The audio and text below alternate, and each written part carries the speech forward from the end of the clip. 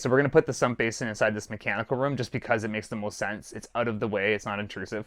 We already got a hot water tank and all that kind of stuff. Now the cool thing is that this sump pump will then collect all of the water for the entire basement to make sure that it stays well below the finished space, ensuring it never floods again.